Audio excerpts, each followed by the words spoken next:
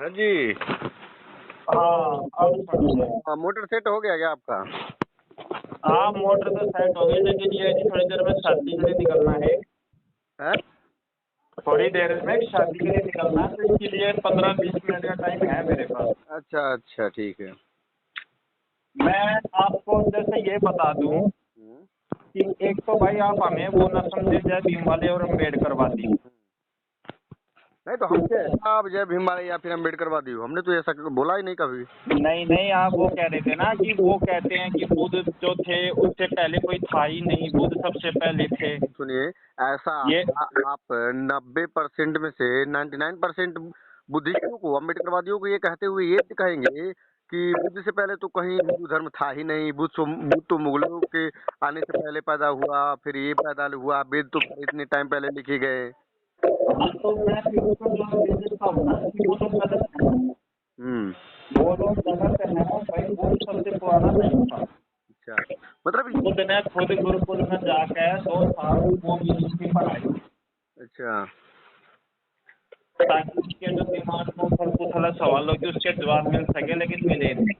मतलब ये लोग कहीं ना कहीं समाज को लड़वाने का काम कर रहे हैं। ये जो अम्बेडकर को मानने वाले लोग हैं, जिन जो खुद को बुद्धिस्ट या अम्बेडकरवादी कहते हैं, ये कहीं ना कहीं जरूर समाज में जहर घोलने का काम कर रहे हैं और फिर समाज में व्यवस्था को बिगाड़ने के काम कर रहे हैं और लड़ाई झगड़ा का मेन पता तो।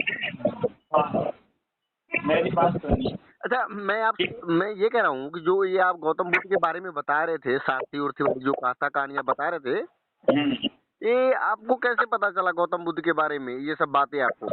क्योंकि भाई मैं स्टडी करता हूँ, मैंने किताबें पढ़ी हुई, एक नहीं मैंने कम से कम 10 किताबें पढ़ी। अच्छा।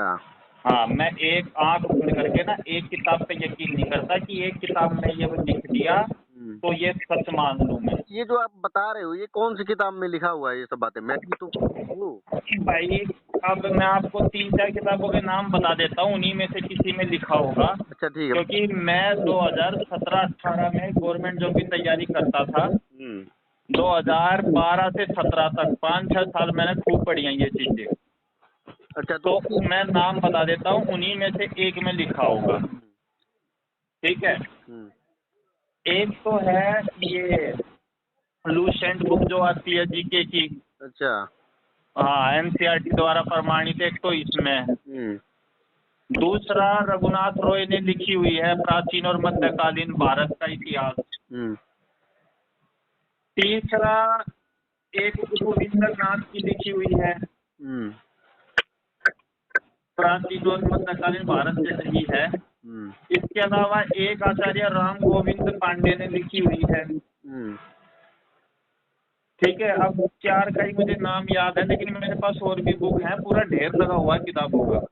तो मैं ये कह रहा हूँ कि आप बुद्ध को वास्तविक में देखा था कभी उनको, या फिर मिले थे आप गौतम बुद्ध से? अरे मैं कैसे मिलूंगा भाई, वो 2500 साल पहले थे। अच्छा, तो आप हाँ, लेकिन जो लोग मिले थे, जो लिख के गए हुए हैं, उनके सबूत और प्रमाण दिए हुए उन्होंने।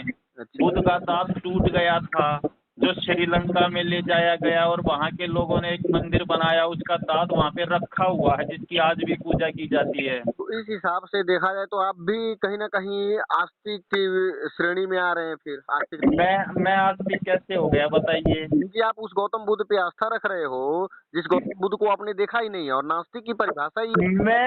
मैंने कब कह दिया मैं गौतम बुद्ध को मानता हूँ? हाँ, तो फिर आप वो डिफेंड क्यों कर रहे हो गौतम बुद्ध को? मैं कहाँ डिफेंड कर रहा हूँ? आप मुझसे गौतम बुद्ध के बारे में पूछ रहे थे, तो मैंने जो गौतम बुद्ध के बारे में पढ़ा है वो बता रहा हूँ मैं आपको। हाँ, तो फिर आप बोलो ना सीधे सीधे कि हम गौतम बुद्ध को वास्तविक है या फिर काल्पनिक है। इस बात का अभी भी कोई पुख्ता प्रमाण किसी के पास नहीं है। गौतम बुद्ध वास्तविक है, ये लो बता दिया। कैसे वास्तविक हो गए? आपके पास क्या प्रमाण है इस बात का? आपके पास क्या प्रमाण है कि आपके परदादा जो थे वो वास्तव में थे? तो ये बात तो आपसे भी पूछी जा सकती है। ना ना ना, पहले आप प्रमाण दो फिर मैं दूंगा। देखो, क्योंकि आपको हमसे प्रमाण मांगने की जरूरत नहीं है, क्योंकि मैं आस्था हूँ, आस्तिक हूँ, मैं तो आस्था रखता हूँ, आस्था रखने वाला हूँ। नास्तिक तो आप हो ना, आपको हर तो फिर एक काम करेंगे, सुने, इस पे विस्तृत चर्चा करेंगे। नहीं, अगर आप ईश्वर की बात करते हो कि हमने ईश्वर को नहीं देखा है इसलिए हम उसको नहीं मानते और हम नास्तिक। ना, मैंने ये नहीं कहा कि मैंने ईश्वर को नहीं देखा इसलिए नहीं मानता। हाँ। तो फिर मैंने ये कहा है वीडियो में ये फिर आप ये अपनी वीडियो में ये बात क्यों कहते हो कि मतलब जो ईश्वर को मानता है वो अंधभक्त होता है, जो बगैर जैसे मानता आस्तिक लोग होते हैं, ऐसे लोग। नास्तिक की परिभाषा दो, नास्तिक कौन होता है? नास्तिक चलो, वो होता है जो बगैर तब तक किसी चीज को, उस बात को नहीं मानता, स्वीकार करता है, जब तक उस चीज को खुद देख ना ले, हाथों से खुद स्पर्श न कर ले, उसको खुद अनुभव न कर ले। खुद अपने हाथों से, क्या? खुद अपने हाथों से ना देख ले तब मानेगा, वो नास्तिक होता है। बिल्कुल, नास्तिकता की परिभाषा यही है, जो खुद पहले उस चीज को जानता परखता है, खुद आंखों से देखता है, उसी को मानता है। मैं अभी ये है कि शादी के लिए तैयार हो रहा हूँ। नहीं मैं ना कल आपसे विस्तार में बात करूंगा दिन में फ्री होके।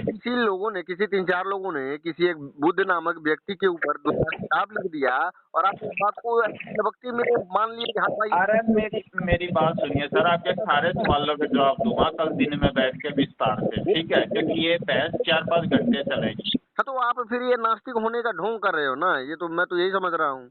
अरे नास्तिक का मतलब ही नहीं पता आपको? हाँ, तो आप ही समझा दो ना नास्तिक का मतलब क्या हूँ। हाँ, तो मैं वही कह रहा हूँ ना कि मैं कल आराम से बैठ के बात करूंगा, अभी मुझे शादी में जाना है। मैं तो यही कह रहा हूँ कि जो आप भी नास्तिकों की श्रेणी में आ रहे हैं, क्योंकि